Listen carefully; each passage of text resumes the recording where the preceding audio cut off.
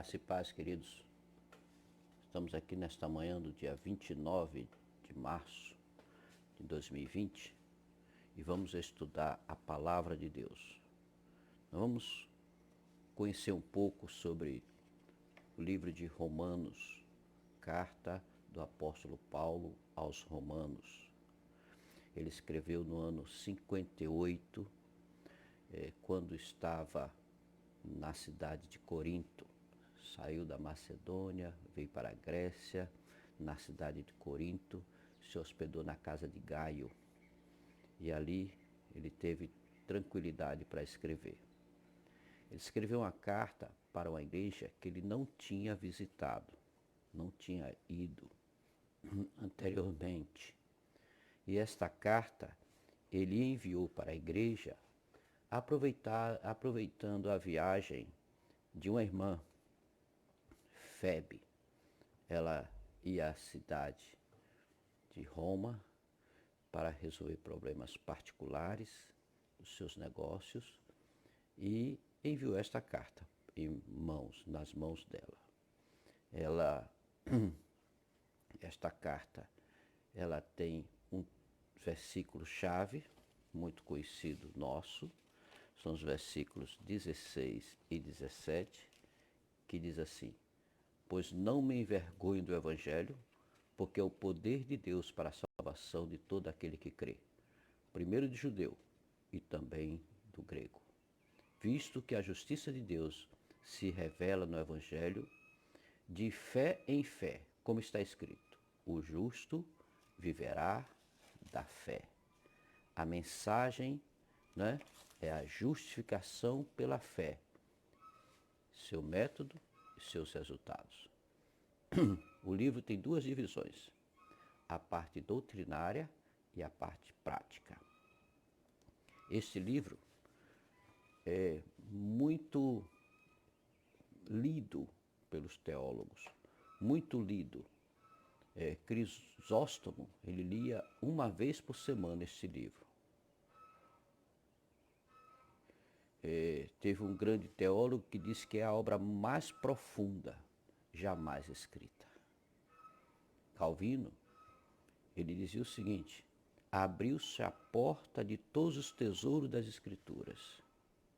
Lutero pronunciou-se desta forma: o livro principal do Novo Testamento e o Evangelho mais puro.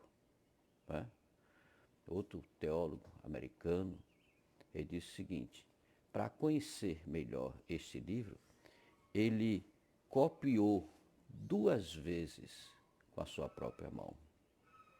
Godet descreveu este livro como a catedral da fé cristã. Nós precisamos também amar este livro. Precisamos comer este livro. Este é o 6º livro, a 6ª carta que o apóstolo Paulo escreveu.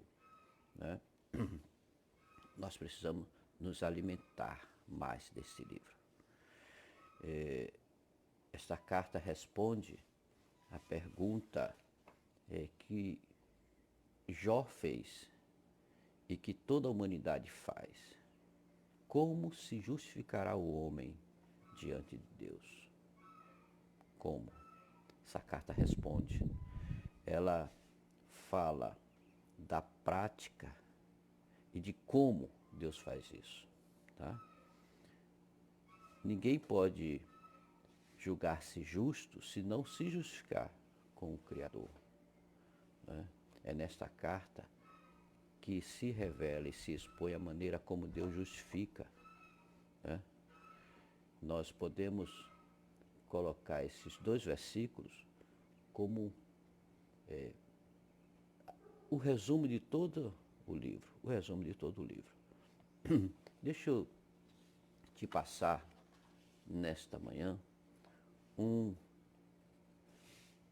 resumo muito prático, para que você até grave na sua mente, para que você guarde no seu coração. Esse livro tem 16 capítulos. Os primeiros 3 capítulos está falando sobre o pecado. Capítulo os gentios pecam. Capítulo 2, os judeus pecam. Capítulo 3, todos pecam. No capítulo 4, vem a solução. Vem como resolver esse problema de pecado. A justificação pela fé. No capítulo 4, fala da justificação e dá o exemplo. Como Deus justificou Abraão.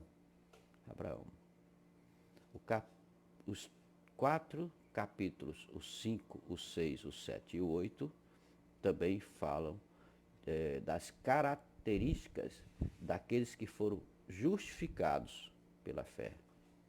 As características. Capítulo 5, tem uma vida de paz. Capítulo 6, vive debaixo da graça. Capítulo 7, tem uma vida livre. Ele é livre, ele é liberto. Né? Capítulo 8, tem uma vida poderosa. Ele vence a carne. Ele vence a luta da carne contra o espírito. Quem é justificado. Nos capítulos 9, 10 e 11, está falando, ele abre um parênteses para falar da situação do povo de Deus, de Israel. Né? Então fala de Israel no passado, quando Deus elegeu o seu povo. Fala de Israel no presente, o povo rejeitou a Deus. E fala de Israel no futuro, quando eles se converterão e virão a reconhecer Jesus Cristo como Senhor.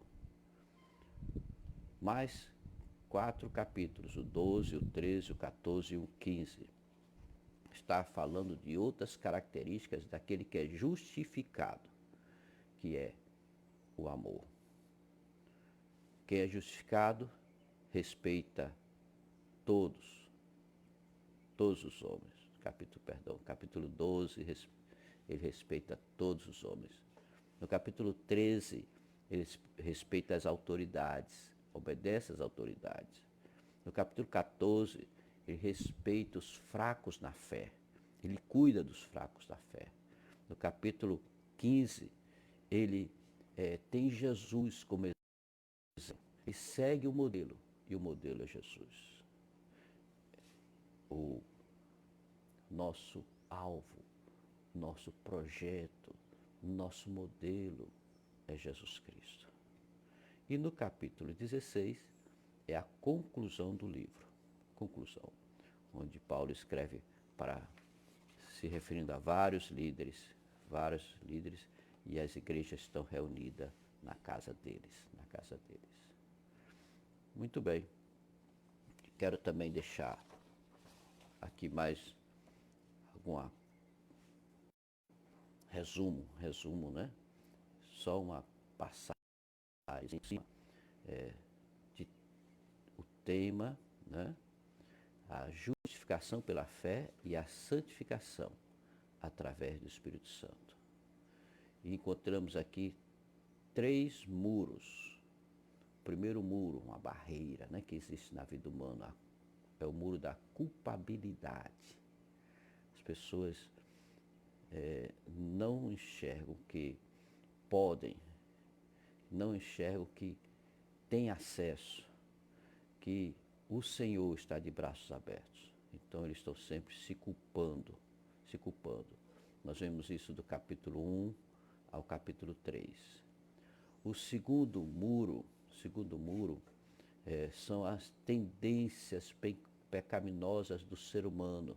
O ser humano sempre está voltado, está indo, está querendo ter uma vida de pecado. Então nós vemos isso no capítulo 7, versículos de 15 a 24. E o terceiro muro, não é? Que é o da eleição soberana de Deus. Muitos não aceitam que Deus eleja, mas a eleição é de Deus. Deus nos elegeu nele antes da fundação do mundo. Né? Paulo explica isso em várias cartas, né? Está falando. Mas as pessoas põem uma barreira. eles querem fazer obras, eles querem conquistar a salvação, conquistar a justificação. Então, no capítulo 9, de 7 a 18, está falando sobre esta barreira do ser humano. Existe também, eu quero colocar, não é que existe, né? Eu quero passar para vocês 3 portas de escape que o ser humano tem aqui neste livro. Primeira, a justificação pela fé. Segundo, a regeneração.